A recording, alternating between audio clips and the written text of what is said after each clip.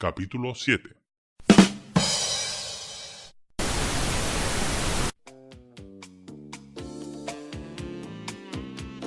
Oh, cariño mío, es increíble que alguien tan inolvidable crea que yo soy inolvidable también. Nostalgia de Byte. Para tu yo inolvidable.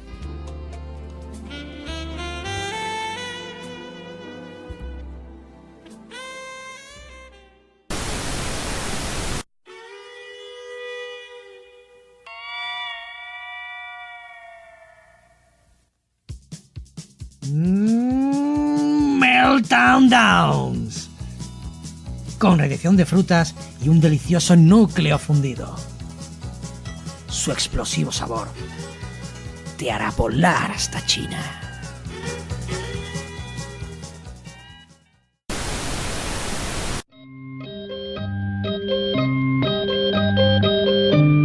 Y termina la emisión de la ABC por esta noche. Regresaremos mañana por la mañana. Pero hasta entonces, tómense un respiro, duerman un poco y cuiden unos de otros.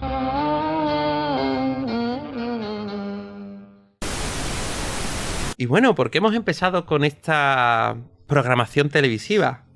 Porque este capítulo 7, lo más interesante con respecto a Ozymandias y su plan, no es lo que está en primer plano, porque en el primer plano es la evolución de Búho Nocturno, de la relación de Búho Nocturno con Espectro de Seda, o de Dan Draver con nuestra Lari Yupexis, ¿no? Pero es que cuando ellos tienen estos primeros escarceos que ya narramos en su día, todo lo que está pasando en la televisión está siendo, por un lado, controlado por Ozymandias y por otro lado, está llegándose a los puntos que Ozymandias quiere para esta consecución de su plan. Vemos cómo la guerra va creciendo, cómo estos rusos han conquistado Afganistán y van a seguir avanzando. Cómo se comenta que Masche ha desaparecido. Y ahora sí nos vamos a parar un poco.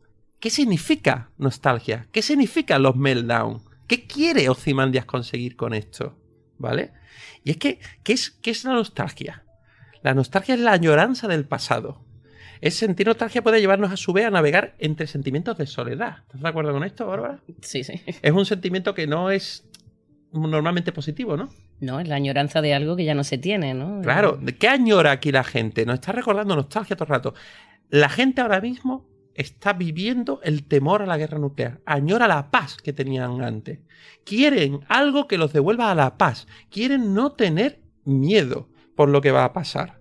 Entonces, toda esa nostalgia que indica ese pasado les hace recordar una y otra vez que ahora mismo no están bien, que ahora mismo están en tensión. Y en esencia, ellos desean que haya paz. Es decir, está dominando totalmente el sentimiento a través de anuncios. Y es que lo acaba de decir Alejandro claramente en el anuncio de los caramelos. Esos caramelos que pasan todavía más inadvertidos que nostalgia. Te están recordando machaconamente que la guerra nuclear es una puta realidad. De hecho, al principio, el capítulo 1, vemos un cartel de los caramelos y su símbolo es un hongo nuclear. Exactamente, porque te dice radiación de frutas, te dice delicioso núcleo fundido y te dice explosivo sabor. Que te llevará a China. Recordad el síndrome de China. Ahí está, o sea, más Chernobyl lo puede ser. Todavía no había Chernobyl.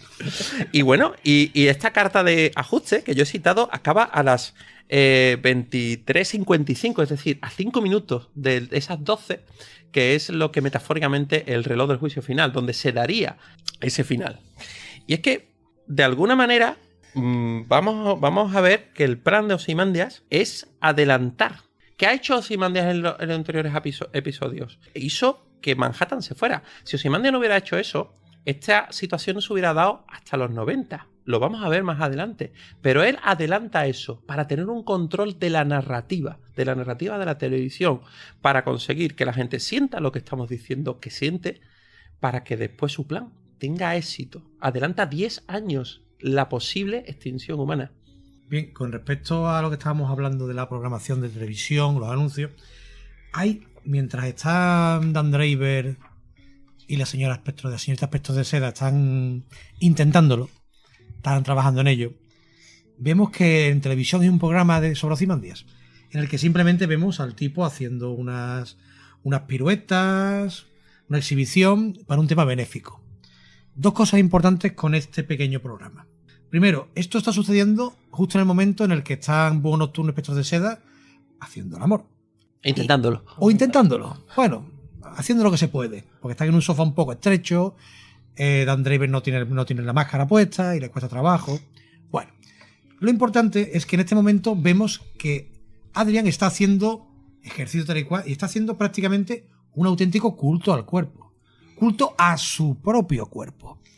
¿Qué nos está diciendo esto probablemente? Que Ozymandias no tiene sexualidad. Él se ama a sí mismo. Él se quiere a sí mismo. O quizá es otra cosa diferente.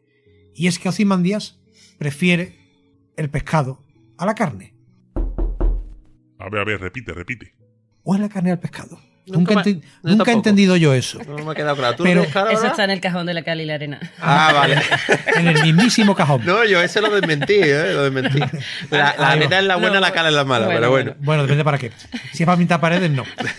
En fin, lo importante es que aquí se habla un poco de la sexualidad de Ozymandias. Te deja claro que el amor no le importa mucho y que el sexo quizá tampoco, o quizá sí, quizá le guste otra cosa. Pero lo importante aquí no es eso. Es que el tipo, según explica aquí el presentador del programa, damas y caballeros, en directo y en beneficio de las víctimas de la hambruna en la India, les presentamos a Adrian Veidt, el único inimitable Ozymandias. ¿Qué es lo importante de aquí? La hambruna en la India. La India es fundamental en el pensamiento de Veidt. ¿Por qué? Porque la India fue el final de Alejandro Magno. La última batalla que hizo Alejandro Magno en su progresión hacia el este, creo que quería al final buscar la última costa. Porque en la tierra plana habría un final. Entonces buscaba el final de la tierra. Y su última batalla fue contra el emperador o el gobernante de la India, el rey de la India. Y esa fue su última batalla.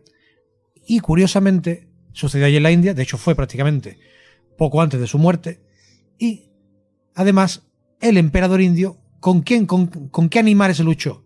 No con caballos, con elefantes. Y esa fue su última batalla porque él después de esa última batalla ya tenía al ejército un poquito ya cansado y quemado del pateo por el trópico, que llevaban días y días de lluvia. Él consultó a los dioses, a través de los sacerdotes que le llevaba, si debía seguir guerreando. Y los sacerdotes, que estaban ya cansados de tanta lluvia, tanto pateo, ya habían hablado con los soldados y le dijeron, no, aquí los dioses ya no quieren más guerra, vuélvete a Babilonia. Así que esa fue su última guerra. Por tanto, la India es el final de Adrian Veidt también. ¿Por qué? Por el Gungadiner y sus elefantes voladores. Claro, el fracaso frente a los elefantes, que era una caballería temible en, en las antiguas guerras. Y además, fijaos, ¿por qué es el final el Gungadiner? Porque el Gungadiner, además de ser la imagen de la India, es la casa, entre comillas, de Rothschild, aquel que acabará con el plan de Ozymandias. La India acabó con el plan de Alejandro, Rothschild y su Gungadiner acabó con Ozymandias. A mí lo que me gusta también es la metáfora, en este caso antagónica, porque dice, la India pasa hambre, pero sin embargo el Gungadiner, de origen indio, te da de comer. Sí, es curioso. Es curioso el tema. Y bueno, y ahora os voy a dejar todavía más claro, por si no os ha quedado claro que nuestra reflexión sea o no sea acertada, porque recordemos que esto no deja de ser nuestra opinión. En la página 224 vamos a ver de alguna manera cómo toda esta narrativa sí llega al subconsciente, aunque no llegue al consciente de la gente, del colectivo o de la persona individual, sí llega al subconsciente.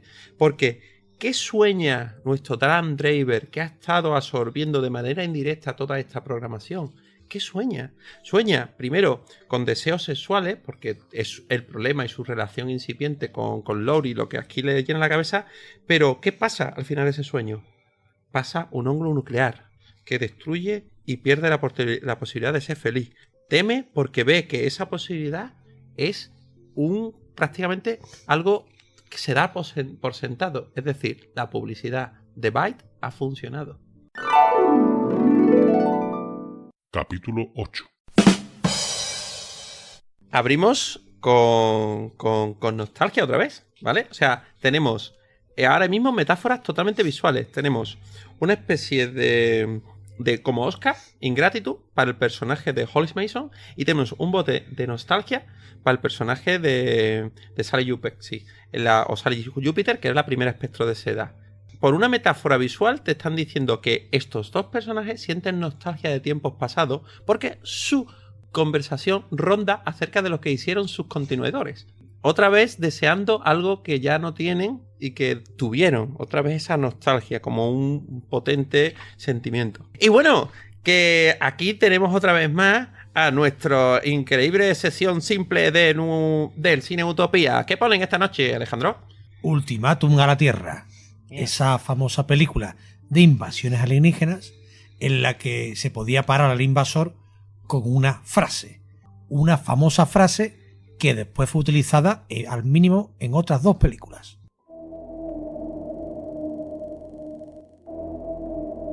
Clata verata nictum.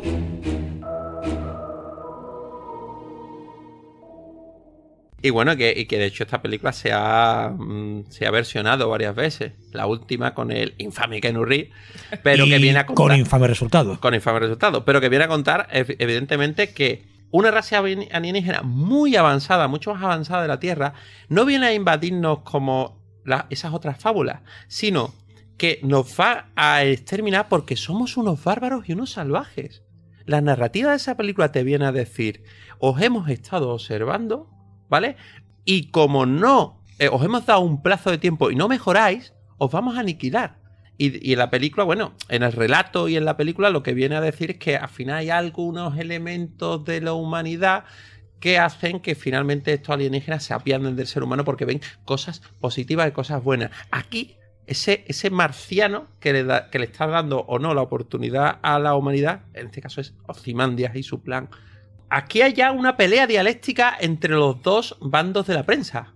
Por un lado tenemos el Nova Press y su espíritu del 77, y por el otro lado el New Frontiersmen atacando descarnadamente el uno al otro. El Nova Press pues viene a apuntar a los vigilantes como parte del problema, viene a decir que de alguna manera se tuvo que aprobar la ley Kinney, que esta gente pues, lo está haciendo las cosas mal. Volvemos a tener una propaganda de nuevo de Ozymandias.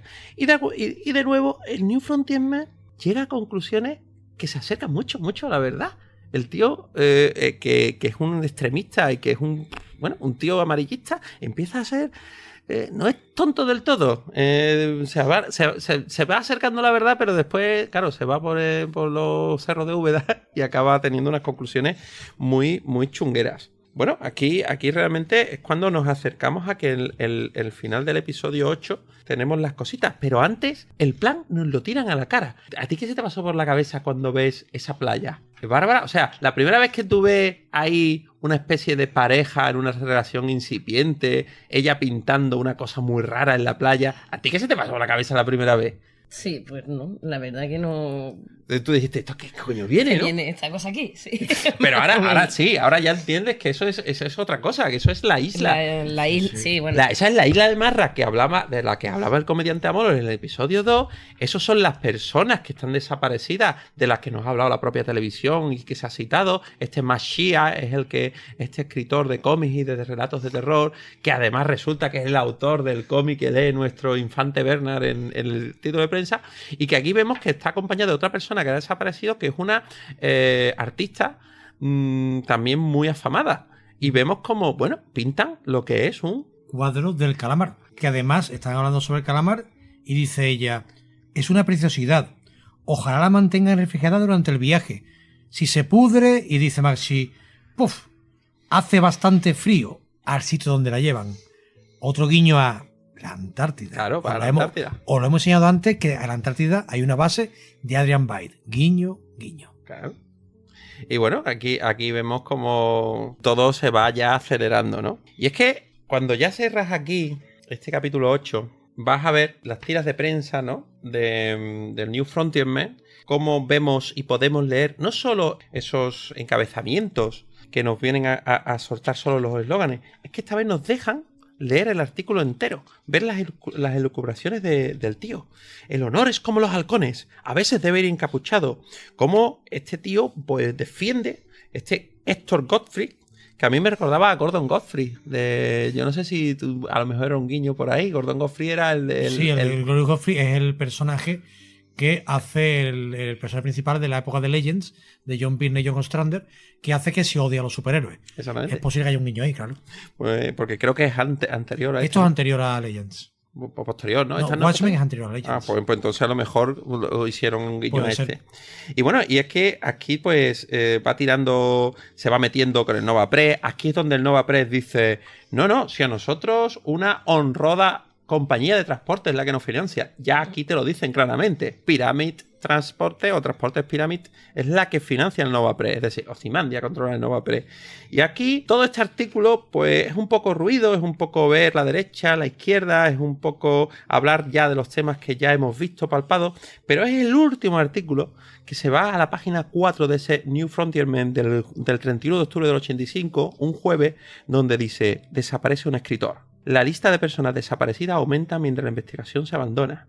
Te habla de Machi, que lo hemos visto en la playa con Gira Manish. Te habla de un respetado escritor de ciencia ficción, Hart, el James Stanford March, que este tío es el que va a crear toda esta historia de ciencia ficción que la descarga psíquica va a barrer toda la ciudad de Nueva York y va a matar, pero nos va a matar porque nos va a meter un montón de información y los que están dentro del radio de acción más inmediato van a morir y los que están más lejos van a tener pesadillas. Durante toda su vida. Que te va a decir, hay una dimensión cercana a la nuestra que que tiene todos estos poderes telepáticos y que no nos gustan, que no nos quieren. No sabemos exactamente cuál es el discurso, pero nos podemos imaginar que es algo así. Pero lo más interesante de todo esto, porque también te habla del doctor Whitaker Furnese, que es un experto en genetista, o sea, es otro que es el que se ha encargado de qué. Porque el último nombre es el más interesante. El clarividente Robert Deschamps, que te habla de un tío que era probadamente el mejor clarividente, es decir, sus poderes eran reales, se había demostrado. El propio Ozymandias ya hacía un seguimiento. El propio Ozymandias hace que tenga un ataque al corazón y no solo tiene un ataque al corazón, sino que va y le corta la cabeza. Le corta la cabeza para clonar el cerebro de Robert Deschamps. Este calamar gigante tiene un cerebro de Deschamps sobrealimentado, porque son unas dimensiones muchísimo más grandes, y clonado para tener ese monstruo mitológico final. Es decir, aquí en la página 4 de este panfleto amarillista tenemos la verdad del plan. Es impresionante. Y bueno, no sé, tú ¿a esto qué me dices de esto? Bárbara, otra vez Pues, flipas, ¿no? Flipando estoy. No había llegado a esto tampoco. Sí, pero la verdad que el cerebro lo había pensado dentro de todo, bueno, pues todos los personajes que están ahí en la isla, pero lo del cerebro me ha dejado loca. Pero bueno, nada, está muy bien llegar al último programa y tener todavía cosas que descubrir. ¿Te vas a volver a leer Watchmen? Sí, hombre, claro. Pero ya por vicio. Y alguna vez, no pronto. No pronto. Bueno, pues ya en el capítulo 9 es otro de los pocos capítulos que realmente, aparte de la referencia temporal del reloj, ese bote de nostalgia dando vueltas, que es el reloj del juicio final. Que es el reloj del juicio final, no tenemos nada porque todo circula alrededor de cómo Laurie Yupezzi descubre su verdad y convence a Manhattan. No tenemos nada relevante con respecto al plan aquí. Capítulo 10. Pero entramos ya en el capítulo 10. Y yo quería finalmente llegar a la metáfora definitiva acerca de qué significa los dos jinetes. Esos dos jinetes que se acercaban, que es el título del capítulo. En el anterior programa hablamos de cómo tenía significancia con la historia del pirata. Pero es que tiene mucho significado. Muchísimos dentro del propio cómic. Bueno, de hecho hay un chiste donde se acercan dos especies de testigos de Jehová a intentar venderle sus cositas a Bernard, a ese kiosquero. Pero a mí, como abre este episodio, te está enseñando a Nixon, te está enseñando a Gordon Liddy. A mí esos dos jinetes, yo pienso, o bien en el Enola Gay y el B-29 Boscar, en esos dos aviones, o en las propias bombas, es decir, por un lado el Little Boy y por el otro lado el Fat Man, o los desgraciados pilotos que fueron Paul Tibes y Charles Sweeney. O sea, para mí me suena a esos dos jinetes que de alguna manera empezaron lo que es este inicio de carrera nuclear que estamos viendo que puede ser el final, uno de los posibles finales de la obra. Si te la lees por primera vez en este momento, yo creo que todo el mundo pensábamos que el mundo se podía ir al carajo en la última página. Y cuando se publicó estos cómics, la Guerra Fría estaba en auge total. O sea, te tocaba mucho. Yo creo que leer esto en ese momento no tiene nada que ver a como lo hemos leído nosotros años antes. Nosotros no lo hemos hecho con miedo ninguno. Pero la gente que leía esto en esta época, los 80, el miedo nuclear era totalmente real. Totalmente. Pues yo he hecho un razonamiento mucho más lógico y para mí los dos jinetes eran Rochar y el búho. Vamos. Sí, no, así lo hicimos. Así lo hicimos. No, es que caben todas. Pero todavía no hemos llegado a la conclusión final, que la dice el propio Rochar, pero la vamos a guardar, porque vamos a ir un poquito en esa primera. De hecho, acabo de citar a Gordon Liddy. Y es que Gordon Liddy para mí es una metáfora más. Yo no sé si la estoy forzando yo, pero bueno, yo la voy a citar, que es que recordemos cuando hablamos del comediante, que la figura física del comediante estaba basada en Gordon Liddy, que es este elemento de la CIA que tiene presión sobre Nixon en este momento, que fue un personaje histórico real y que en la fábula existe y lo hemos visto codearse con el propio comediante en la fiesta. Pero aquí Gordon Liddy está presionando para que Nixon pulse el botón. De alguna manera, si Gordon Liddy pensamos que es una sesión del comediante, el comediante puede hacer saltar, porque si Nixon escucha a Liddy y pulsa el botón, Ozymandias fracasa. Es decir, ha adelantado el plan 10 años antes y aún así va a haber en este caso un Gordon Liddy, un bigotudo, pulsando el botón antes de tiempo. Que para nada.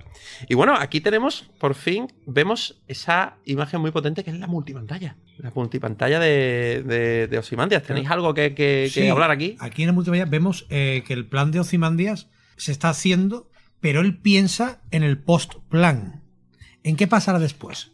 Cuando ya acabe con todo. Y de hecho está aquí con la multipantalla viendo información bruta, que luego él va grabando las secciones que le interesan, tiene grabado al lado, y va seleccionando los televisores que le interesa y cogiendo la parte de información que le interesa. Y de hecho está aquí hablando de las posibilidades y hablando con unos sirvientes vietnamitas, de los que hablaremos también después, hablamos un momento, pero de cuya muerte también hablaremos después porque es una cosa importante. Y hablan de posibles inversiones. Y habla Ozymandias de una guerra y dice los vietnamitas: pero señor, nunca hemos comprado municiones. Pues claro que no. Ignorad en sus textos la imaginería sexual cada vez más presente, incluso anuncios de golosina. Implica una subcorriente erótica que no es poco habitual en los tiempos de guerra. Recordad Baby Boom. Entonces, ¿qué debemos comprar? Invertid en compañía de películas videoeróticas. Eso a corto plazo. Y además negociaremos para obtener acciones para comida de bebés y productos para maternidad. Yo estoy pensando en el después de la guerra, ¿qué voy a vender? Y voy a vender artículos eróticos y después productos para los niños. Y un beneficio personal. A servicio de seguir mejorando la humanidad. O sea, yo no creo que él se quiera enriquecer por enriquecerse, porque yo creo que tampoco le da valor a lo material, sino que son... cómo se desapega de claro, todo su es futuro. más poder para conseguir llevar a la humanidad más allá. No, y aparte, más poder, también el poder económico es importante en este personaje. Cuando él acabe la confrontación con el calamar y llegue la paz, él pasará de ser Alejandro Magno, que es lo que es ahora, que está pacificando el mundo, a convertirse en Ramsés II. Ramsés II, hay que decir poco de él, fue el faraón que más tiempo gobernó en Egipto, porque gobernó durante 65 años, ya que el muchacho murió con 90 años. Cosa que en Egipto de aquella época, que la esperanza de media de edad eran de 30 a 35, en las clases más elevadas fue muchísimo. Pero ¿por qué es importante Ramsés II? Por dos cosas. Una, que hablaremos después, que es el tema de la deificación del personaje, pero la segunda y más importante, fue un enorme constructor.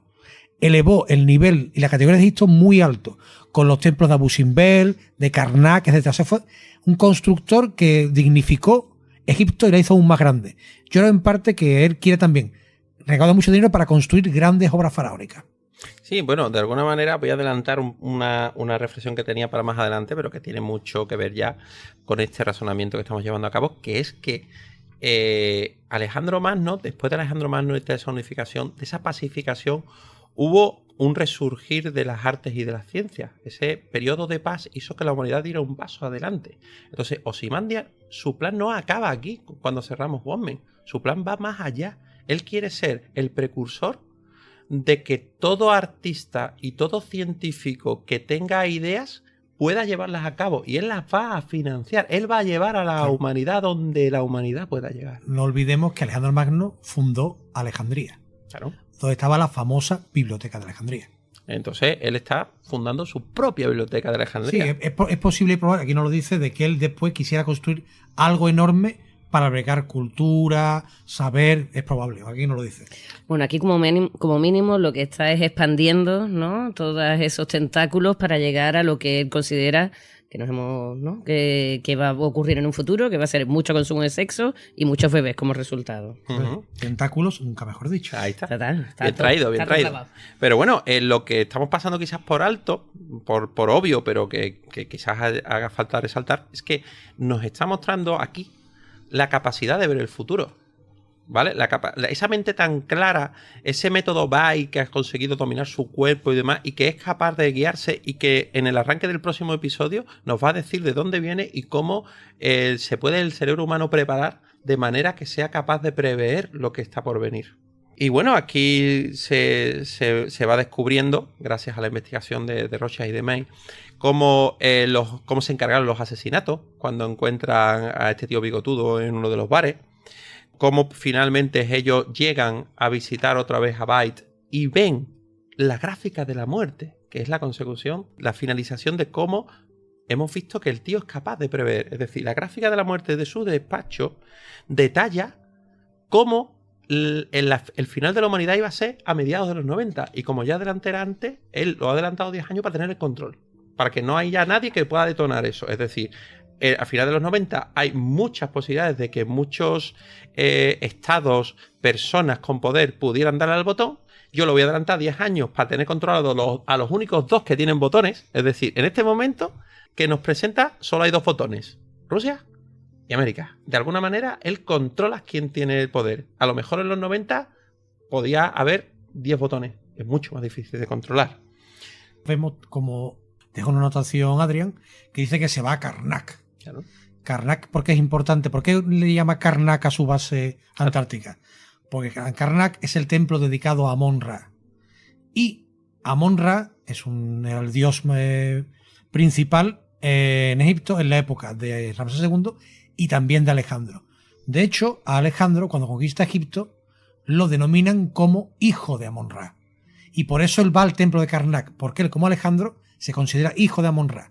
Aunque de su divinidad hablaremos luego también. Bueno, es que lo que no hemos visto es su deseo por la mitología. Él bebió de todas las mitologías clásicas, porque antes lo hemos comentado que la empresa de taxi, que también es suya, es la Prometean, Kapankop, que es el mito de Prometeo, del que trajo el fuego a la humanidad, del que traicionó a los dioses del panteón griego por dar el conocimiento. Y entonces, bueno, siempre tiene toda esa resonancia mitológica cuando Ozymandias anda por dentro. Es decir, si algo suena levemente a mitología, Ozymandias está detrás, igual que la pirámide.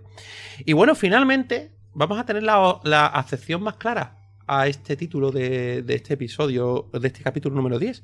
Y es que Rochard, cuando finalmente le dice al propio búho: la muerte y la guerra ya han llegado. Los demás jinetes no tardarán mucho. Es decir, los dos jinetes que se acercan es la muerte y la guerra. Esa guerra inminente. Ese es el título más claro. Te lo dice el propio Rochard, y si te pones a pensarlo, es que el episodio 10 te lleva ahí. No ves otra cosa. Y bueno, tras llegar a la conclusión, nuestros dos queridos jinetes, Rochard y Búho Nocturno, vemos que da sus últimas entradas al diario Rochard. ¿Y qué pasa con ese diario? Bueno, este diario no sabemos qué final va a tener, si sabemos hasta dónde llega, pero la verdad que nos abre una puertecita maravillosa después de cerrar Watchmen. En principio lo deja en un buzón de correos y lo envía al... Este sí es el periódico. Al New Frontier. Ese que Que vemos que eso lo vamos a ver en el epílogo. Vamos a ver cómo llega de cartero a cartero hasta llegar al New Frontier. Y bueno, realmente era el que seguía. Antes hablábamos un poco de las tendencias de ambos periódicos en el kiosco, y este sí que era el que seguía un poquito Rochard, o por lo menos el que iba pidiendo allí. Y nada, allí lo dejan apartado en un montoncito de cartas sin abrir. Bueno, y ahí llegaremos a esa final. Será la última viñeta de Watchmen, que te da ese pie a lo que pasará en el reloj del juicio final, que quiera que no, pues sí entronca muy bien. Pero bueno, cerrando eso, este capítulo 10 finaliza con la correspondencia de negocios de Byte. Cómo Byte va respondiendo en sus diferentes departamentos a diferentes propuestas. Como por ejemplo, ¿qué pasa con los muñecos, Alejandro? Le plantean a Ozymandias una nueva línea de muñecos, porque él ya ha descartado la línea de muñecos de villanos, porque según él no le queda ningún villano. Así que ponen una nueva línea en la que aparece él con Bubastis y un villano que es Moloch, que es el único que sigue vivo, y un par de compañeros superhéroes que son Rothschild y el Búho Nocturno con su nave. Y él dice que le encanta Bubastis, pero tiene que eliminar a los otros superhéroes, que no le interesa a los superhéroes, que en realidad, tal y como está el mundo, él prefiere que haya un grupo de terroristas maléficos, superchungos, un ejército que además eso le dará una oportunidad de meter muchos más vehículos, muchas más armas, muchas más tropas, lo cual subirá las ventas. ¿Qué pasa con Nostalgia? Nostalgia será sustituida por Millennium, porque la nostalgia, que es ese sentimiento negativo, ya no nos interesa. No nos interesa cuando el plan se haya llevado a cabo. Nos interesa un nuevo perfume que nos lleve a ese desarrollo de la humanidad, a ese querer ser algo más, a ese ser dioses. Y Millennium tiene un poder, porque Millennium es que vamos a llegar al cambio de milenio. Es decir, donde veíamos un final en los años 80, ya vemos un futuro. Ya vemos que vamos a llegar al 2000 sin problema. Un futuro tecnológico. Fundamental esa frase, porque para él el futuro está en la tecnología. Eso nos dará un progreso mejor. Y bueno, no lo dice, pero yo creo también que seguramente desaparecerán los Meltdowns y aparecerá otros nuevos caramelos, aunque ahí no lo vemos en su correspondencia. Pero bueno, cierra con ese método Byte, que yo no sé si Bárbara y cómo tú supongo que que tiene algo que ver el tema de los manuales de autoayuda con tu profesión. ¿Hacen más mal que bien? Que esto del método Byte, tú tal eso como lo ves. Insulto. Joder, hostia. No, es que Viva Pablo Coelho, ¿no? No, pero aquí es que te dice método Bates, entender tu propio yo, la salud y el cuerpo, crear un nuevo tú, el mundo y tú. No, él es autoayuda totalmente. Sí, además lo lleva a cabo y él es el propio ejemplo, ¿no? Claro, pero tú te lo crees, esto te lo crees. Tú ves virtudes, tú ves cosas creíbles en este desarrollo que él hace de la autoayuda. O sea, de alguna manera estos formulismos, hay gente que parece que le funciona hay en gente América, que le ¿no? funciona, una disciplina, unas ideas claras, pero bueno, este concepto súper positivo de que todos tenemos que ser felices y perfectos, a otras personas lo que le impone es unas expectativas respecto a sí mismas que no pueden llegar a superar. Por lo tanto, a mí el mundo autoayuda no me va. Pero bueno, él vende, desde luego, él vende su propia imagen, él sí ha conseguido eso consigo mismo. Independientemente de que tú vayas a conseguir con ese método ser Byte o no, el libro lo vas a comprar por si acaso. Es ahí la clave, vender. Vender. O venderse, en este caso. Y bueno, pues vamos a hacer aquí una leve pausita, porque los dos últimos episodios es el propio Ozymandias el que nos cuenta su plan en conjunto, aunque ya hemos ido desgranando los detalles.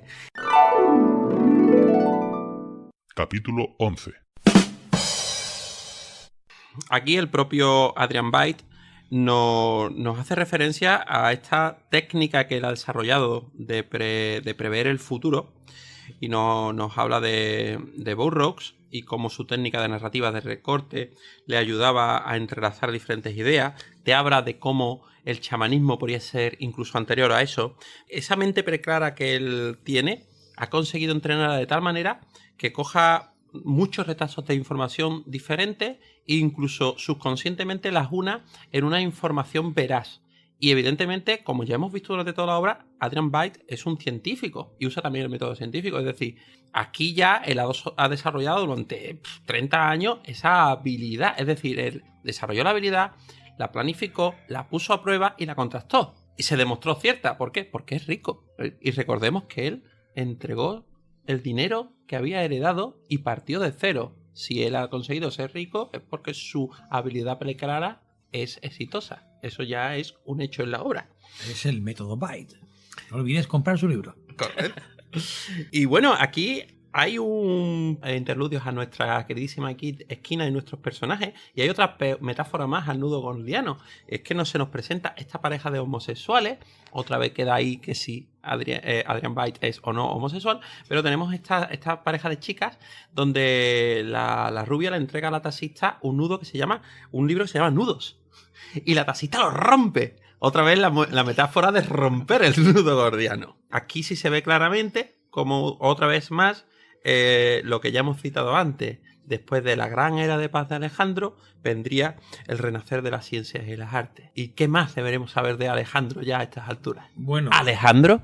pues en cuanto al Magno, no a mí, evidentemente, y mi vida no es tan épica, ni mucho menos, todavía. Aquí Adrián cuenta un poco su origen. Y su origen está totalmente entrelazado y relacionado con Alejandro Magno. La primera viñeta que vemos es que habla el tipo de su infancia y habla de que llegó a América con sus padres y vemos una imagen que se ve el de pequeño y sus padres, pero un cuadro de texto oculta la cara de los padres. Evidentemente, eso no es porque tuviese mucho que contar Moore y no le cupiese el cuadro de texto, sino que él, quería eliminar la cara de los padres. ¿Por qué? Volvemos a Alejandro. Alejandro Magno, por ser de la dinastía macedónica, él es hijo de los dioses. Según su religión, él era hijo de los dioses porque sus padres eran a su vez hijos de los dioses.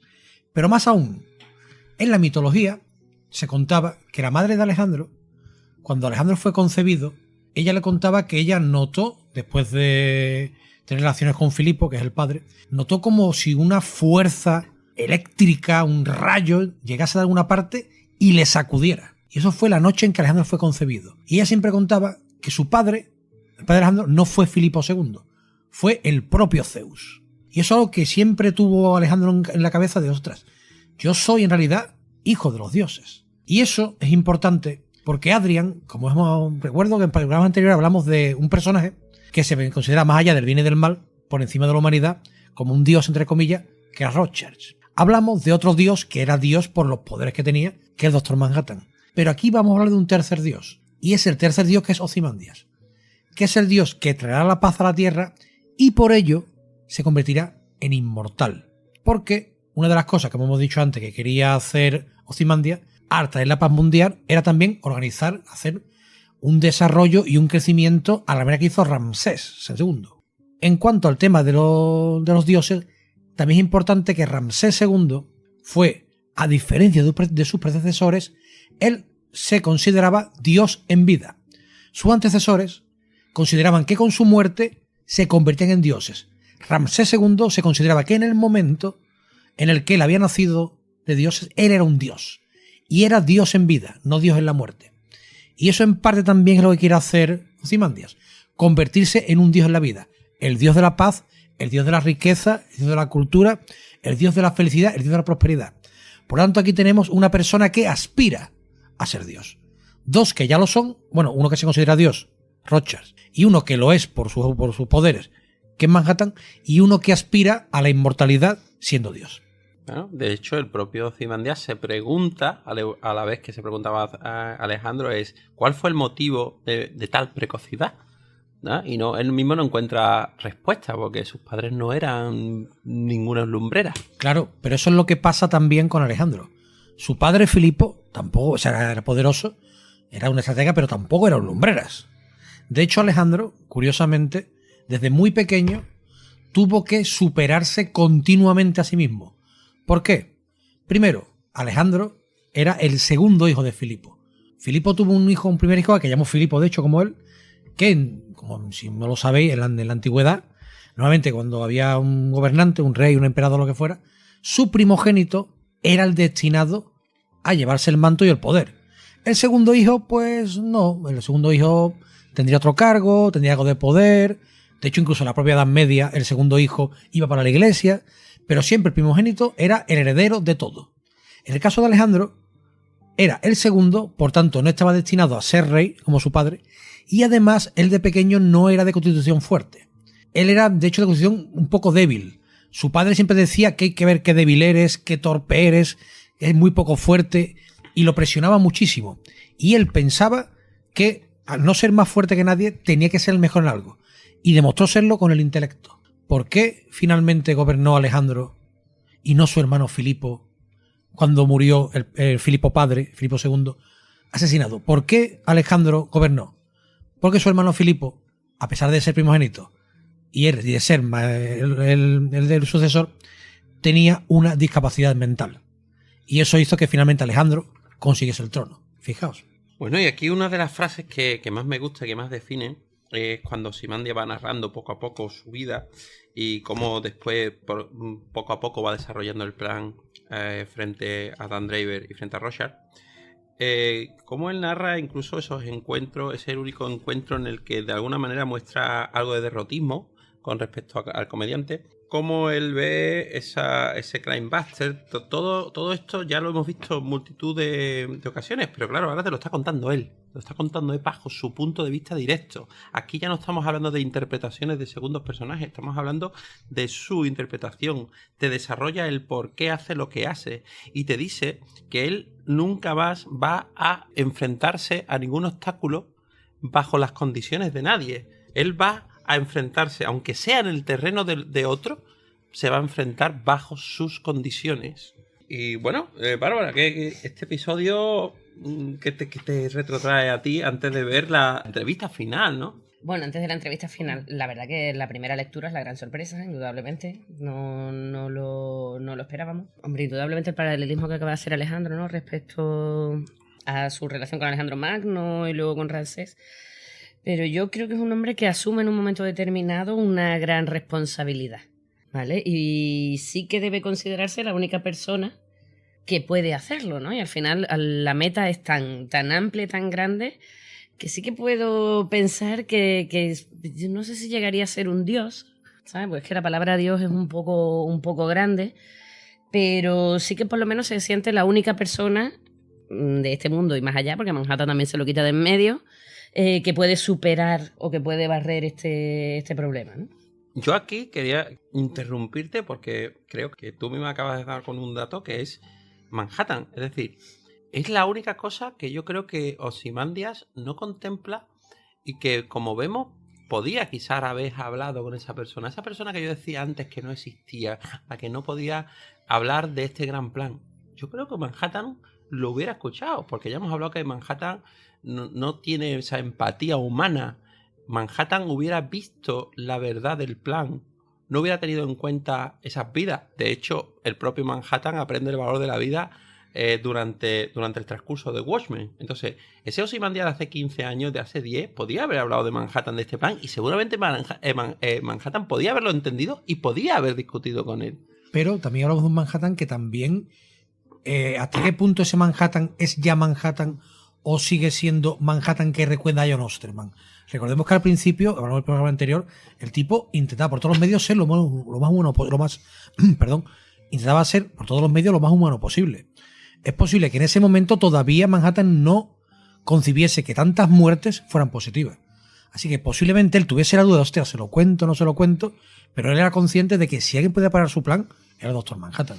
Así que quizá eso fuese la clave. Al final, si seguimos con este mismo razonamiento, precisamente el expulsarlo de la Tierra, digamos, ¿no? O eliminarlo y quitarlo es lo que le convierte a Manhattan. Y una vez convertido y una vez que se ha dado cuenta de que, bueno, que todas las vidas tienen valor a través de Laurie, etcétera, etcétera, el plan le sigue pareciendo bien. Claro. Yo creo que no cuenta con Manhattan porque no sabe por dónde le va a salir. Claro, no se fía. No, pero analizando eso fríamente nos damos cuenta Ozymandias es un elemento de la catarsis de Manhattan. Es decir, si Ozymandias no lo hubiera expulsado, Manhattan no hubiera abrazado esa trascendencia final que consigue. Si no lo hubiera empujado a ello Ozymandias, quizás hubiera seguido siendo, como tú bien decías, Alejandro, ese intento de seguir siendo Osterman y de no abrazar esa deificación que sí vemos que abraza al final de la obra. Claro.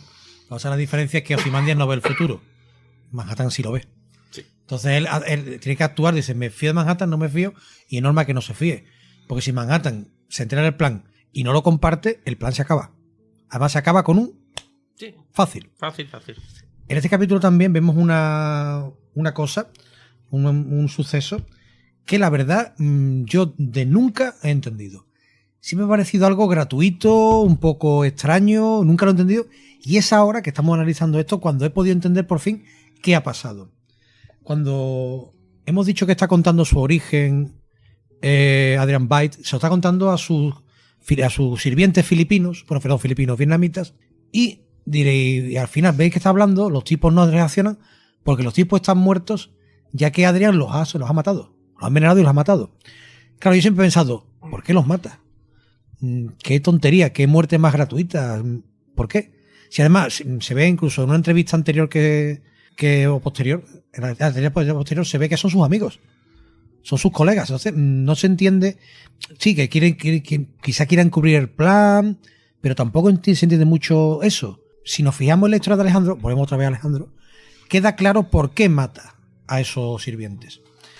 Alejandro siempre tuvo un ideal de lo que él quería ser de mayor. Quería ser un héroe. Y quería ser el héroe más importante de Grecia. Hasta aquella época, el héroe más importante de Grecia fue Aquiles, que fue un conquistador que conquistó territorios, era prácticamente invencible porque era inmortal, a excepción de su famoso talón. Y claro, ese era su ideal, un guerrero superior, vencedor, victorioso, porque era lo que desde pequeño fallaba. Él no era bueno en la guerra, no era bueno físicamente, y él aspiraba a eso. Y él tuvo siempre un recuerdo, que era la historia de Patroclo y de su compañero, de Aquiles, y de su compañero Patroclo. Y Aquiles vio cómo murió su amigo y cómo eso le enfureció muchísimo, asaltó Troya, o sea, para él Aquiles y Patroclo eran uno.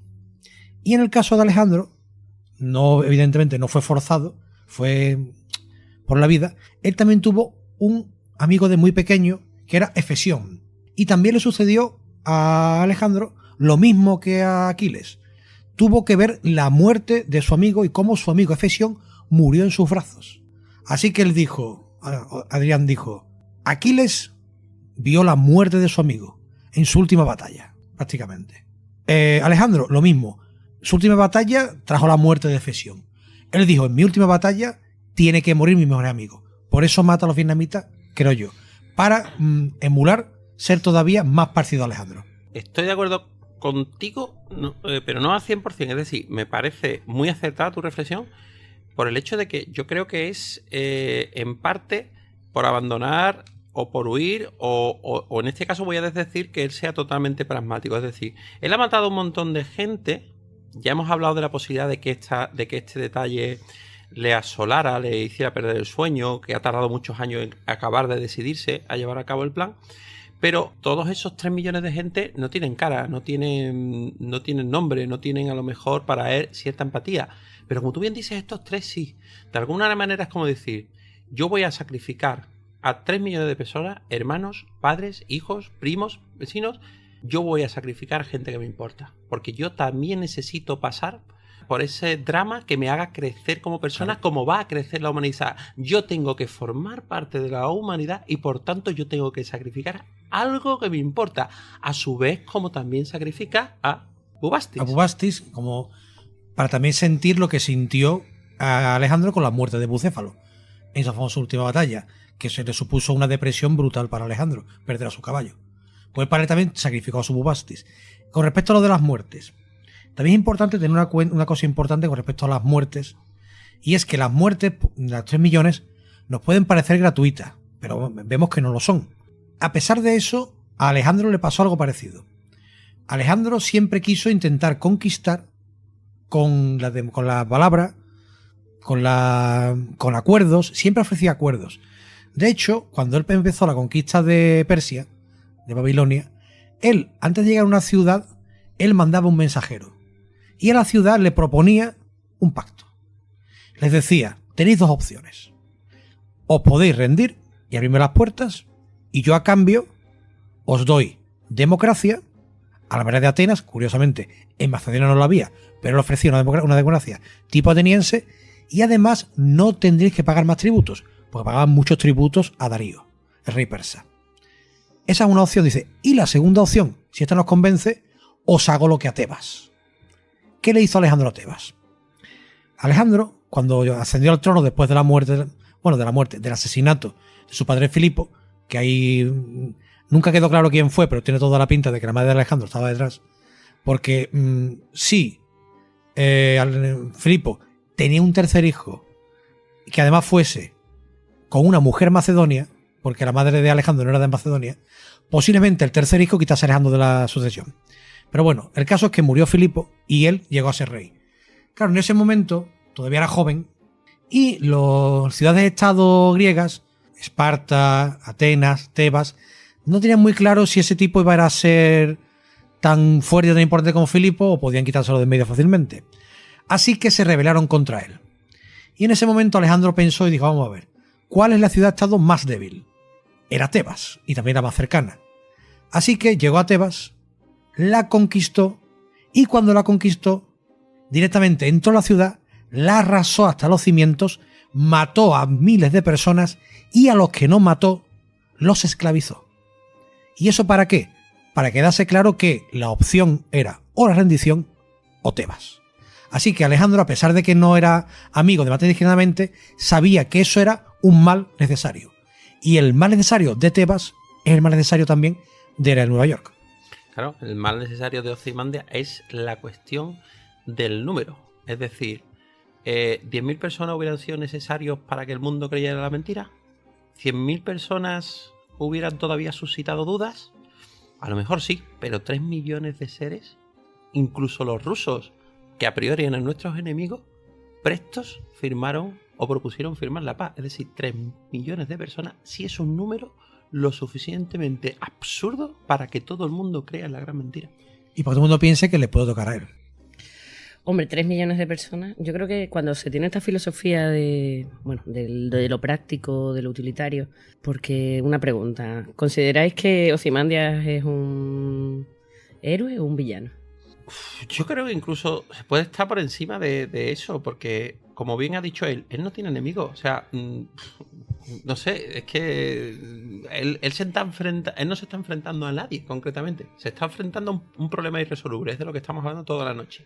No se te enfrenta a Rusia, porque sea americano, como aquí te dice, porque de hecho es el gran sueño americano, viene de fuera y se hace un hombre en América. Es el epítome del sueño americano. Por lo tanto, se puede decir, soy americano, para mí los enemigos, si caemos en el maniqueísmo americano, es todos los demás. No, él es humano entre todo. Él quiere lo mejor para toda la humanidad, o sea, la ve como un todo. Entonces, sus enemigos, ya te lo dice en la misma reflexión del principio, no son los síntomas. Él se da cuenta de que no es quitar un ampón, no es quitar un esto. El tío sigue deduciendo hasta que ves que el gran mal es otro. Por lo tanto, héroe y villano se queda corto, creo yo. Aún así, yo, si tengo que elegir, porque esto evidentemente es complejísimo, entre héroe y villano, yo lo considero un villano. Por una sola razón. Porque para él, y queda clarísimo, el fin justifica los medios. Y eso para mí siempre es un epítome de muerte, destrucción, y confiar en que una persona siempre considere que su bien es lo mejor para todos. Por lo tanto, para mí es un villano. Es algo que no se puede valorar si no ves el resultado, ¿vale? Porque imagínate que todo este plan le sale mal. Entonces sería un loco. Ya no estaríamos planteando si es un héroe o un villano. Si tú utilizas una mentalidad práctica, si no tienes el resultado, que prácticamente aquí lo vemos muy cortito, a ver si nos lo enseñan un poquito en la serie. Si este plan hubiese salido mal, él sería un loco y nadie se plantearía, incluso toda su historia de ser la persona más inteligente del mundo no le valdría absolutamente para nada. Porque o estamos considerando que es infalible, por lo tanto esta historia siempre hubiese acabado de la misma manera. Claro. Con respecto a lo que tú dices, es verdad, le ha salido bien el plan, por tanto es el héroe. ¿Pensáis vosotros por algún momento si Hitler hubiese ganado la guerra? Aquel sería el bueno y los americanos los malos. Yo voy más allá. Haciendo un paralelismo con obras más recientes, tenemos El Protegido de Shyamalan. En El Protegido tenemos al hombre más inteligente del mundo, que es Don Cristal. Don Cristal comete genocidios simplemente para encontrar a David Dunn. Es decir, él comete un genocidio y no encuentra a David Dunn. Es decir, fracasa. Su plan fracasa y ha matado gente. Y vuelve a cometer otro genocidio y no encuentra a David Dunn. Vuelve a fracasar. Y comete un tercer genocidio y por fin encuentra a David Dunn. O sea, es como el mito de Ozymandias al revés. Él necesita encontrar al gran héroe para demostrar otra cosa necesita encontrar a su némesis, que de alguna manera esa némesis va a ayudar a la humanidad, pero comete 3 genocidios. O sea, ¿es un loco? Para nosotros un loco es mucho más claro. Es que está mucho más claro en el caso de Don Cristal. En el caso de Ozymandias, como tiene éxito. Para mí, Ozymandias, con su éxito, es un héroe, ¿vale? Creo que asume una carga importantísima de responsabilidad que no es fácil de llevar encima, gracias a lo mejor a ser una persona tan racional, es capaz de llevarlo de otra manera. Pero creo que es un héroe que nunca jamás podría salir a la luz. Claro, ese es el problema. Es un héroe por lo que ha hecho, pero, y eso supongo que va a aparecer en la serie, en el momento que se descubre el diario de Rothschild y si la gente sabe lo que ha pasado, pasa a ser un villano seguro. Hay un dilema que no sé si conocéis, en el que hay 2 trenes. El tren, por su recorrido normal, va a ir a atropellar una familia entera, ¿vale? De 5 personas, imagínate. Y si tú le das a una palanca y cambia el tren, solo matará a una persona, que es la que está en esa vía. ¿Sabéis lo que ocurre? Lo que ocurre mayoritariamente con la gente que elige. ¿Persona de 5 o persona de 1? ¿Cuál? Sí, la gente, entiendo yo que suele tender al 1, a reducirlo todo a la matemática, quitando la emoción de la ecuación. Pues hay un elemento más que a lo mejor no consideramos, y es que eso es lo que iba a ocurrir. Y si yo le doy a la palanca, yo estoy matando al otro. Sin embargo, si dejo que el tren siga, la responsabilidad no es mía, es lo que iba a ocurrir, ¿no? Esto pasaría con Ozymandias. Hubiésemos muerto en la guerra, pero no hubiese muerto. Si se descubre, no dejó que las cosas ocurriesen, sino que intervino. Claro, sí, es bien tu planteamiento. Yo que estoy aquí recordando un cómic que me leí hace poco. No voy a decir que con mi EPA, no hacer spoiler que no se le haya leído, quién son los personajes, pero a un personaje del cómic se le plantean 2 casos. Y es salvar un planeta que va a ser destruido o salvar una persona que va a ser asesinada. Claro, el tipo se ve con la tesitura que hago una persona, un planeta. Persona, planeta. Lo normal, todo el mundo pensamos, ¿qué salvamos? El planeta. Claro, ¿qué pasa? Que el superhéroe evidentemente opta por el planeta. ¿Qué ocurre? Que el tipo, porque tiene una conciencia superior, a veces puede ver el futuro. Y él, una vez salvado el planeta, ve el futuro. Y el futuro, en realidad, lo que habría pasado es que si hubiese salvado a la persona, que era una mujer que iba a matarle a su novio, esa persona tenía una labia y una capacidad tan brutal que con sus palabras habría llevado la paz al universo. Habría acabado con todas las guerras. Y eso hizo que el personaje se volviera loco. Porque al salvar un planeta de un ataque de otra raza, condenó al universo al genocidio continuo y las guerras continuas. Es que yo creo que aquí el problema otra vez vuelve a ser un problema de medida. Pero no ya de medida de pensar, ¿realmente hay quien se enfrenta a estos dilemas? Yo creo que sí.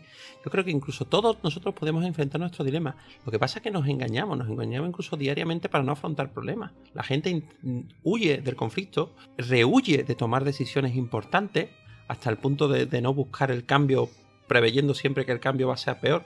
Entonces, realmente solo aquellos que se creen, que tienen una confianza muy grande o incluso desmedida, como puede ser la de Ozymandias, son los que se arman de valor para tomar decisiones imposibles. Véase de nuevo, por ejemplo, el Thanos del universo cinematográfico. El tío no se cree un villano, se cree el único capaz de tomar una decisión que llevará la paz a toda la galaxia. Todos los demás lo ven como un villano. Pero bueno, yo creo que aquí ya hemos dado lo suficiente para que los oyentes tengan su propio discurso, porque evidentemente aquí no hay verdades absolutas para nada. Pero yo quiero cerrar con estos textos apoyo. Aquí nos encontramos al final de este episodio 11 con Tras la mascarada. Super estilos de vida y el arte de la vigilancia humanoide. Doug Rowe visita la Antártida para entrevistar a Adrian Veidt.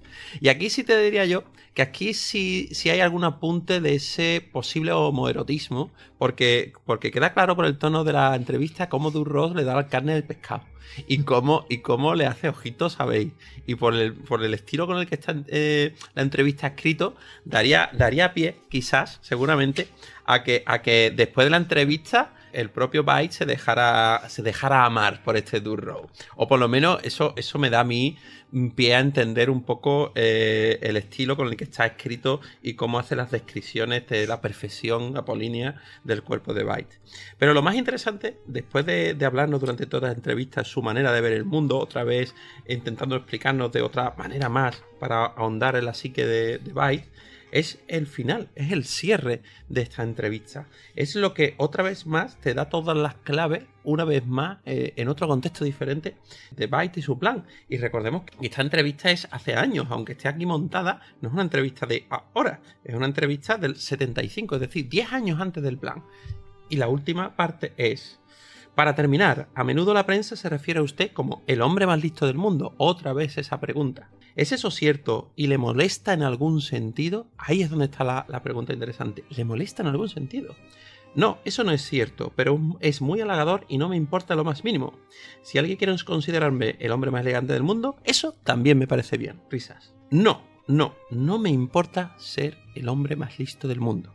Aunque preferiría no serlo de este. 10 años antes ya estaba diciéndole que el mundo tenía que cambiar y lo iba a cambiar él.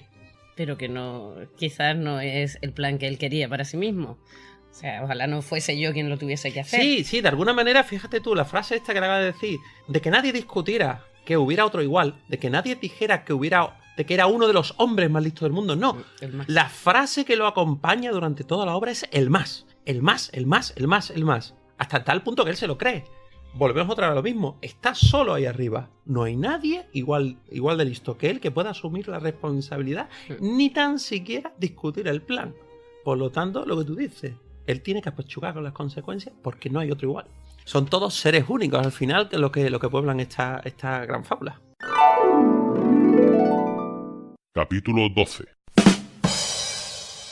Todos los que sabían acerca del plan han muerto, asesinados por asesinos que se han asesinado entre ellos en una pirámide letal. Es otra de las frases con la que abre el episodio Ozymandias. O sea, le está diciendo ya los últimos flecos a Rochard y a Dan Draper.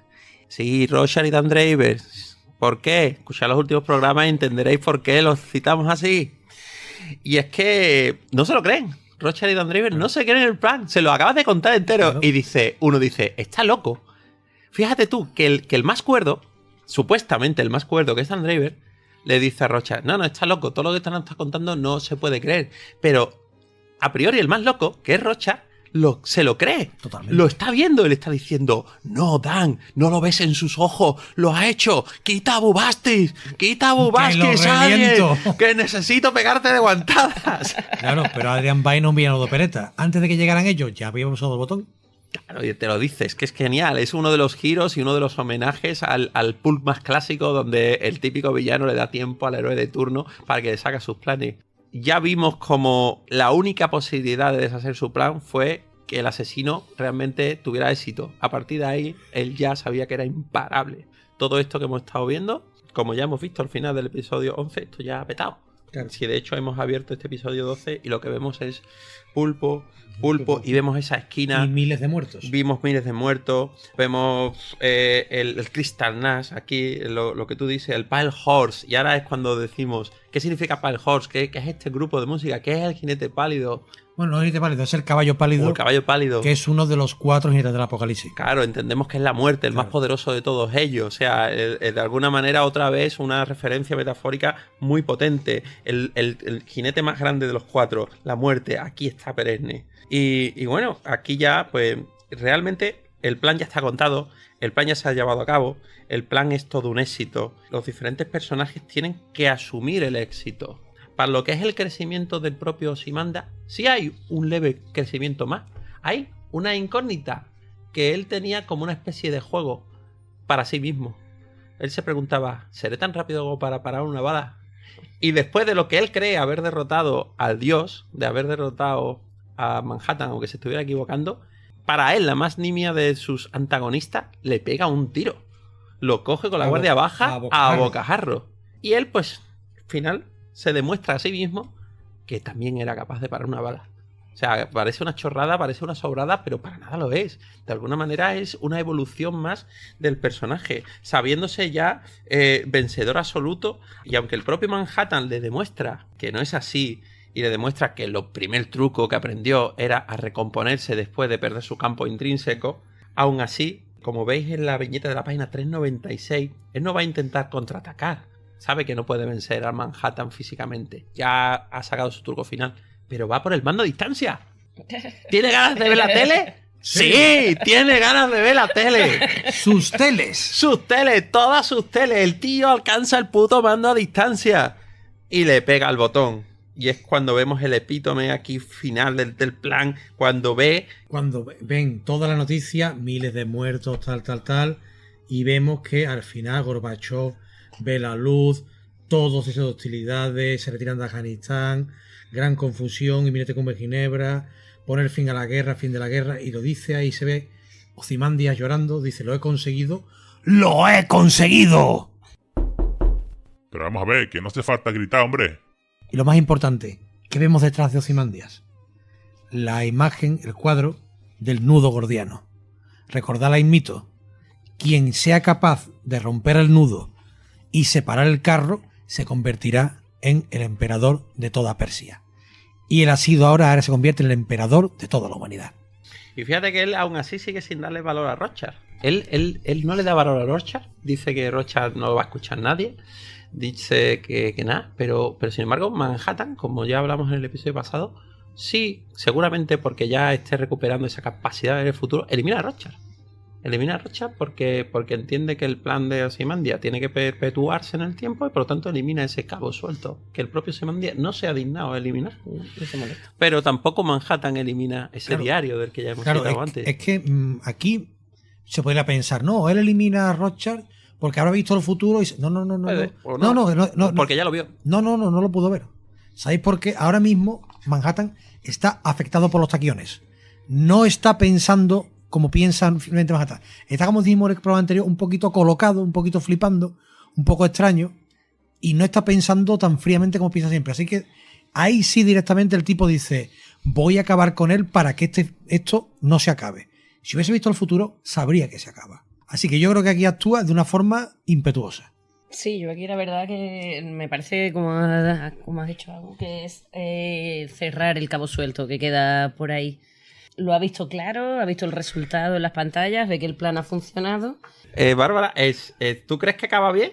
O sea, Ozymandias está súper feliz, está pletórico. Vale, está, mira. Pero está que se sale. Pero es que llega a Manhattan y tiene unas charlitas de apenas 3 frases y parece que no acaba todo lo feliz que estaba, ¿no? Entonces, ¿cuál es tu sensación? Partamos de la base de que Manhattan está colocado, ¿no? Cuidado. Bueno, sí, está colocado con taquiones. De hecho, está el tipo aquí, al final, nada, Adrián, nada termina nunca. Están por el plan de ¡wow! Adrián. Sí, pero eso tiene un efecto, ¿no? Sí, con al final vemos a Ozymandias, ahí ya subió, incluso se sube en el pulpito ese chiquitito que tiene ahí para...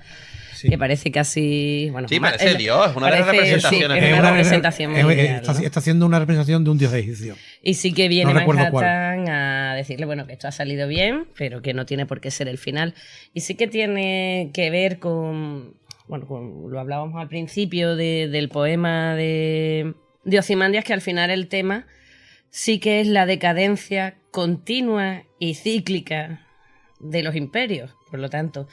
Esto no tiene por qué ser el final en muchos sentidos. Bueno, lo hemos hablado, igual hemos dado incluso otras interpretaciones, porque visto desde Ozymandias, yo creo que esto puede volver a pasar y que en ese momento Manhattan lo que está diciendo, este imperio, este estado al que hemos llegado ahora mismo de bienestar caerá. No es eterno, no es eterno. Por eso yo os comentaba antes de empezar la grabación, ¿realmente Ozymandias preveyó que cada X tiempo tendría que traer un calamardo?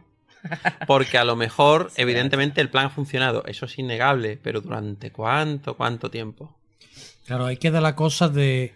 Una vez que ha triunfado el plan, ¿qué hará Ozymandias para mantenerlo? ¿Cómo se mantiene la paz? Porque llega un momento en el que la gente se cansará de colaborar, no vendrán más calamares del espacio y evidentemente volverán las tensiones. Claro, ¿tenía algo pensado Ozymandias para eso? No lo sabemos. Pero sí tenemos una cosa clara. Y es que eso no llegará a suceder, porque su reinado de paz va a ser efímero. Tan efímero probablemente como fue el reinado de paz de Alejandro. Alejandro venció su última guerra contra los indios, los hindúes, y al poco tiempo murió.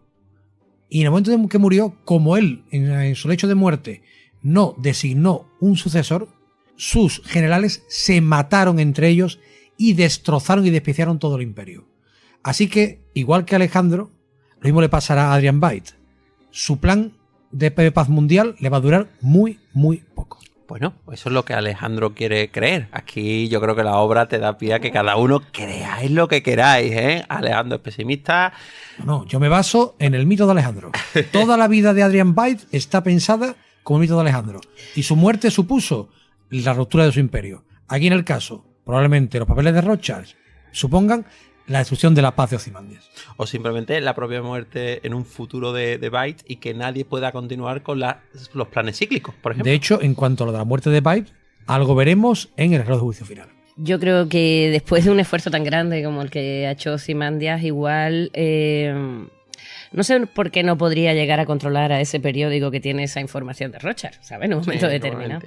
Pero creo que cualquier movimiento por parte de volver a la situación anterior podría no llevarlo él tan bien y que llegase a imponerse de manera autoritaria porque la gente no es capaz de mantener ese estado de bienestar que a él tanto le ha costado. Claro, aquí un conseguir. poquito viene con los paralelismos que he citado con la psicohistoria. Él controla ese futuro que es capaz de prever de los grandes jugadores y de las grandes masas moviéndose, pero se le escapan los detalles. Como ha demostrado Wallman, se le escapó Rothschild. ¿Woman? ¿No me suena? ¿Woman? Como se le muestra en este último capítulo, se le escapa la propia Espectro de Seda, que consigue pegarle un tiro. Y a lo mejor incluso en este futuro brillante que se aparece, se le escapa New Frontier, no le da importancia. A lo mejor muere por una hormiga. Pero bueno, yo que sí quería entrar a valorar, porque es muy interesante el epílogo que ahora tenemos. Porque vemos que el Gunga Dinner se torna en un Barger and Bosch, en ese New Deal nuevo. Vemos cómo se retiran los refugios nucleares. Vemos como Pirámide también tiene Pyramid Construction y cómo vamos a reconstruirlo todo, cómo vamos a reconstruir esa esquina que fue defenestrada por completo. Y vamos a ver un nuevo ciclo de cine en el nuevo cine Utopía, el nuevo Utopía, que es un ciclo de Tarkovsky, una clásica sesión doble. La primera película es Sacrificio. Y la sinopsis de esta película, que es una película real de Tarkovsky, es: en los albores de la Tercera Guerra Mundial, un hombre busca una manera de restaurar la paz en el mundo y descubre que debe dar algo a cambio. Bueno. Esto ya lo hemos visto, ¿no, señores? Eso nos lo pone en la página 1 y mira. Para que vean. Y la segunda película de este ciclo es Nostalgia, que ya tiene unas reminiscencias para nosotros y que va de que un poeta ruso y su intérprete viajan a Italia para investigar la vida de un compositor del siglo XVIII. Yo esto lo interpreto como que en algún momento alguien podrá descubrir que Ozymandias era todavía algo más. O simplemente por el nombre de Nostalgia. Simplemente. Porque viene a buenas con el perfume y con todo lo que es el pasado de Ozymandias. Pero bueno, pero de alguna manera parece como que en este caso él quiere alardear, sin decirlo, pero parece como si que quisiera alardear, que lo he hecho, no os vaya a coscar, pero yo voy a hacer loquiño, gilitonto. Y eso que he hecho me hará inmortal porque he llevado la paz al mundo. Claro. Aunque nadie lo sepa, pero yo la he hecho. A él le sirve, es que como los demás no están a su nivel, no le importa no recibir el reconocimiento de los demás. Él se ha demostrado a sí mismo que era capaz de hacerlo. Y mira que el tío es exhibicionista, ¿eh? Sí, pero en ese sentido... Aquí parece que no le importa. Bueno, vemos también que un tal RR, y en este caso no es Ronald Reagan, puede presentarse a la presidencia, en este caso es Robert Redford. Tenemos nuevos eslóganes, ya es un mundo, un acuerdo. Y tenemos también pintadas nuevas, ya no es Who Was the Watchman, ya tenemos Quantum Leap o New Deal, o sea... Vemos como la sociedad ha mutado, ¿no? A algo mejor. Es Claro, decir, de hecho, vemos como todo el plan ha llevado a eso. De hecho, tenemos un nuevo perfume que ahora mismo la moda. Millennium. Es el futuro. Claro. Pero bueno, aquí voy a contar un poquito de intrahistoria de la mano de nuestro querido director José Ceballos, que es el comentario. Nos había querido mandar un audio, pero bueno, todo el gran trabajo que está teniendo Marciano no se lo ha permitido, pero sí me ha dejado unos apuntes.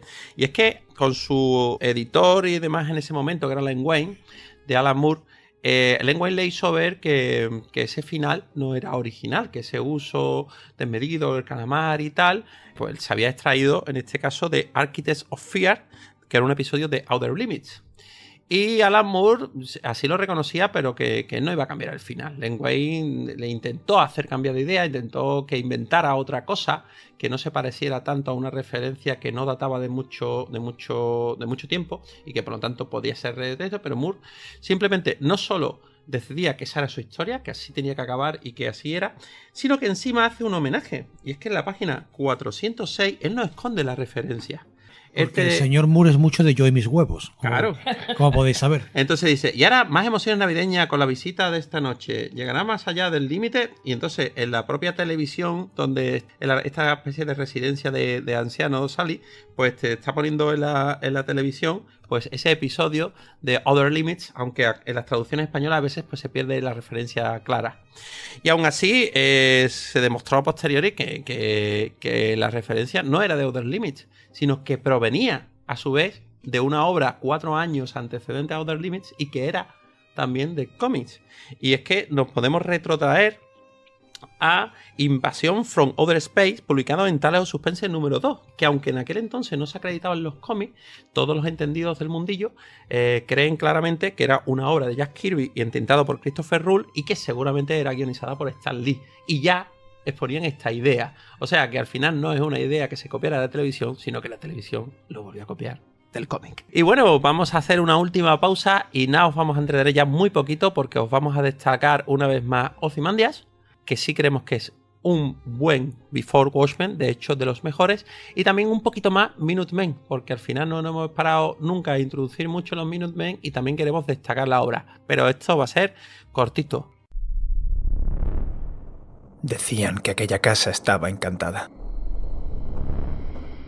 Pero nosotros, los inquilinos, celebrábamos el amor por el misterio. Conversábamos en torno a lo sobrenatural.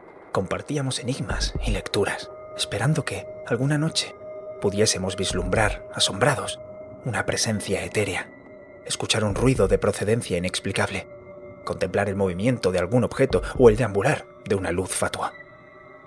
Retábamos inocentemente a lo inmaterial y lo desconocido. Y cuando lo desconocido se presentó, no lo hizo en absoluto de un modo inmaterial ni inocente. El horror que padecí me acompañará el resto de mis días. Y nunca podré dejar de preguntarme: ¿qué fue eso? Próximamente, Ficción Marciana, una antología de lo improbable.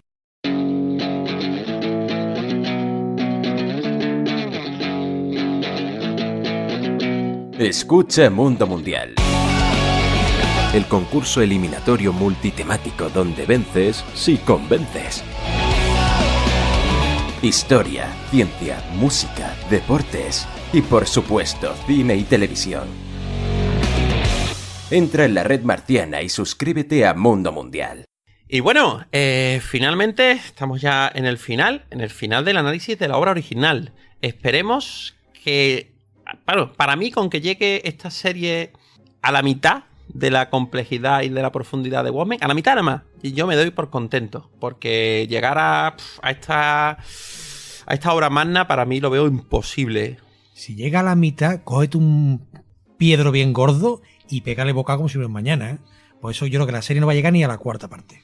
Pues yo sinceramente me alegro muchísimo de haberme leído el cómic antes de que haya llegado la serie, porque creo que hubiese sido un destrozo ver la serie y perderme esto, la verdad. Que sí. Yo no creo que haya acabado de entenderlo y cada vez que hablo con vosotros más detallito y haré un triangulito aquí. Un triangulito, me cago en los triangulitos. Un triangulito aquí, Alejandro Magno que me ha dejado loca ya. Ojalá algún día el señor Moore diga: os voy a contar Watchmen y fliparemos como putos cabrones. O que diga pues mira, unos señores podcasters de España acertaron. Claro, porque Alan Moore escucha podcast y no escucha a nosotros. Hola, Alan. Hola, Alan, sabes español, ¿no? Pero bueno. Yo la serie sí la espero por el final, la página siguiente que queda de qué pasa con Ozymandias. ¿Tú habías visto la peli antes de que te obligáramos aquí en el canal sí, Marciano Leer? La peli, una vez, varias veces. Una vez y la tenías un poquito olvidada, o sea que realmente casi que te enfrentaste más o menos virgen al cómic, ¿no? Sí, totalmente, vamos, no tenía, la verdad que no lo recordaba mucho y me alegro mucho. Bueno, Before Watchmen, Ozymandias, con Len Wein y dibujo de Jae Lee, ¿no? Si no recuerdo mal. Ambos a muy buen nivel. Jae Lee está que se sale. Para mí, tengo que decir que a mí no soy muy del trazo de Jae Lee. Sí me encanta como narrador. Me parece un excelentísimo compositor de páginas. o viñetas o narrativa en general, y en este cómic lo demuestra con 13. Es de los pocos que rompe, al contrario que vamos a ver Darwin Cott en los Minutemen, que utiliza el original del 3x3 de esta articulación viñetística de Watchmen. Yali rompe con todo, utiliza viñetas circulares, las propias viñetas tienen un significado narrativo y es brillante. Para mí, uno de los mejores Before Watchmen. El único pero, que Len Wein, que era el guionista y que era, como recordemos, como hemos citado justo hace unos minutillos, el editor de Watchmen, y tuvo esta pequeña discusión con Alan Moore, quiso hacer un pequeño intento de corrección con respecto al final, homenaje otra vez a lo de Other Limit. Y si ahora que sabéis un poquito de qué va el tema, yo creo que me voy a cagar en Len Wein por tus huevos, ¿no? Mimi, ¿no? Estas caras, hombre, que no le llegas a Alan Moore ni a la suela del zapato, por favor. Eso no quita Que era bueno. que eso no quita que el Before Watchmen de Ozymandias y What Men, yo para mí son los dos mejores Before Watchmen que se hayan hecho. Evidentemente, para mi gusto, Minutemen es el mejor, pero sin duda Ozymandias es el segundo mejor. Para mí está a un nivel muchísimo más alto del resto. Un poco por debajo, Espectro de Seda. Pero ¿por qué decimos esto? Volvemos a recordaros. ¿En qué nos basamos? En que respeten el original y aporten, si acaso, versiones que entroncan perfectamente con lo que aquí hemos analizado durante todos estos programas. Y el que más aporta al mito y más datos da nuevos que casan y cuadran perfectamente con lo que ha pensado Moore es Minutemen.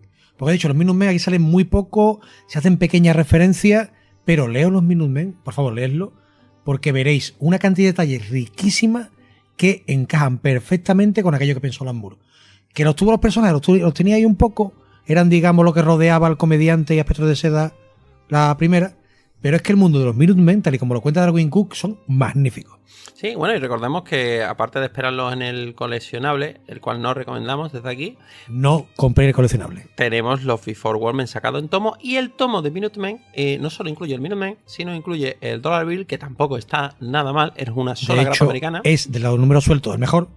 Y también, y el único, creo. Y 2 numeritos de Moloch, que tampoco están nada mal. Por lo tanto, tienes un tomo un poquito más caro que los demás, porque contiene muchísimos más números. Estamos hablando ya de 9 números USA, pero que merece mucho la pena. Incluso algo más, porque si no recuerdo mal, el número de Dollar Bill era especial, era porque tenía más páginas. Creo. Sí, puede irse a las 32 o a las 48. Puede ser, porque recuerdo, era un dibujo de Steve Rude. ¿El guión era Len Wein quizá? O... Sí, creo que también era Len Wein. Ahí va, estaba también muy bien ese, era muy interesante. De hecho, Moloch era Len Wein y quizás... el Moloch era Straczynski. Ah, es verdad, Straczynski. Y el dibujo no me acuerdo. Bueno, señores, no sé, pensad porque cerramos y después ya no vamos a hablar más del cómic, bueno, seguramente, pero hablaremos de la serie. ¿Algo más del cómic? ¿Una última reflexión final? No especialmente. Yo sí quisiera, con mi último podcast de Watchmen, despedirme. ¿Woman? ¿No me suena? ¿Woman? Ha sido un placer trabajar con este maravilloso equipo. Espero que nos haya dado yo mucho la chapa. De hecho, he intentado en este episodio, lo de Alejandro, fraccionarlo. Porque si os lo doy todo entero, os morís. Y yo lo sé. Sé mis limitaciones, que son muchas.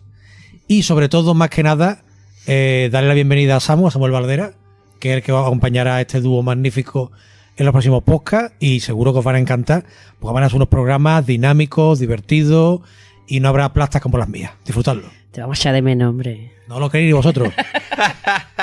Pero bueno, prometemos que Alejandro volverá. De entrada ya hemos conseguido marronarlo esta misma tarde. Tenemos una confirmación de un futuro programa, seguramente que se emitirá para diciembre. Y desde aquí os doy la primicia. Las 10 obras de Alan Moore que deberéis leer antes de morir. En realidad, deberéis leerlas todas. Pero las que digamos, seguro. Así que bueno, mira, Bárbara ya se está echando la mano a la cabeza. Dice, pero si me he tenido que leer 5 veces Watchmen. Voy a empezar, bueno. No, pero no, la cosa no empieza a ahorrar. Si te hemos obligado a leer 5 veces esta, como la siguiente te la tengas que leer 10. From Hell lo traigo leído. Ah, muy bien. Hablaremos de From Hell. Hablaremos de From Hell, queda dicho.